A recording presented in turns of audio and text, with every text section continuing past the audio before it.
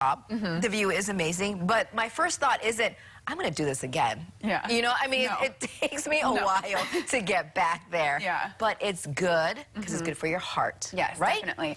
Yes, and February is American Heart Month, and Planet Fitness is also helping, sharing some tips for healthy heart. Dallas Ontiveros joins us live from the gym with info to keep us on track. Hey, Dallas.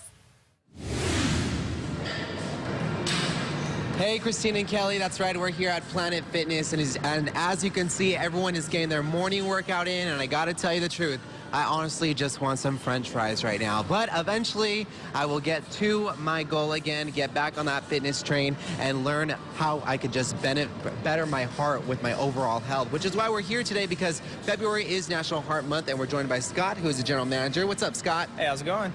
Doing good. I mean, in the last half hour, you were telling us a little bit about the statistics when it comes to heart disease and the dangers when it comes to heart health, but something that I want to bring up really quick are these electronic devices that are on your wrist that keep track of your heart pace. Yeah. Are those reliable to kind of monitor your heart health?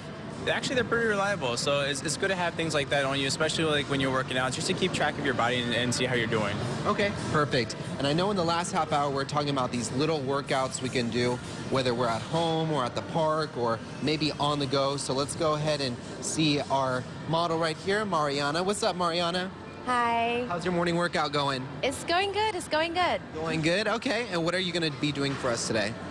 Starting off with sit-ups.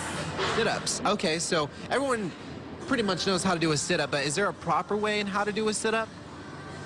Just as long as you're not using momentum to bring yourself up and just keep your core tight, that's the most important part. Okay, cool. So she's going to go ahead and demonstrate a correct sit-up, but Scott, I have some questions for you. Depending on someone's age, go ahead, do your sit-ups.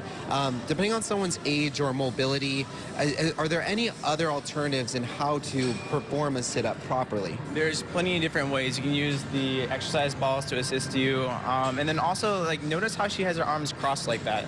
So a lot of people when they do sit-ups, they have their arms actually behind their head, and that puts a lot of stress and tension on the neck. So the way that she has her arms crossed right there is correct form. Okay. And then when you use the exercise balls, it also takes a lot of stress off the lower back.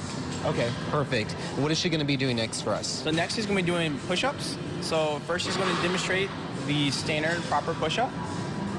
So she's going to turn around. So this is the standard form for your standard push-ups, and then also for the assisted ones, she's going to sit down on her knees. And then go ahead and give me a couple demo push-ups, please. Okay. So she's going all the way down to about 2 to 3 inches off the ground and all the way back up, and this is a proper assisted push-up as well. Okay. Now, sometimes when I see people do push-ups, their arm position may be a little bit more wide or more narrow in. Where should you keep your arms at?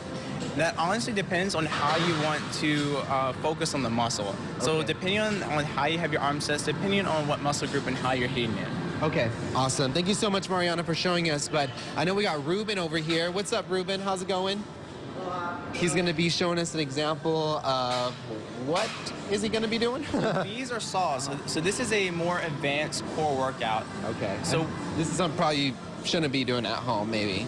Maybe not at home. Okay, cool. So when he's doing a saw, notice he's actually kind of like in a plank position. His back is completely straight. There should be no pressure on the lower back, so never should he dip down. You can actually dip up a little bit just to alleviate that pressure. As he goes back, that's when the core is activating. When it's forward, it's a little bit more relaxed. So this is a saw. Awesome. And, you know, how should you gradually get into these workouts? Because, you know, some of us might only do like 3 or can only do 2.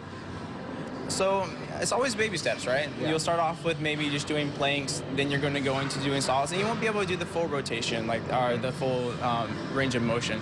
It'll be back just a little bit, a couple inches, and then you'll gradually get further and further back. Okay, all right. I'm definitely seeing the difference here. And, you know, when it comes to Planet Fitness, is there anything that you want to just let our viewers know what you guys have coming up? So for Planet Fitness, first off, we do have all of our fitness classes here. We have classes Monday through Friday, and all of our training is free. So you can sit down with trainers and go over maybe your own personal program. They can sit with you. It's called Design Your Own Program. Or you can join in for some of the classes as well.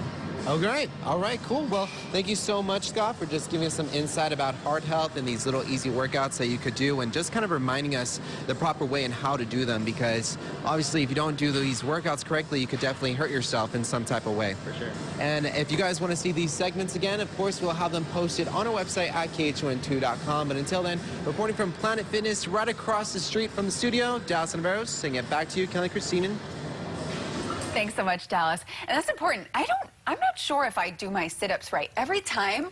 And I've tried like tucking my hips and like having a flatter back, but literally anytime I do sit-ups, it hurts my lower back.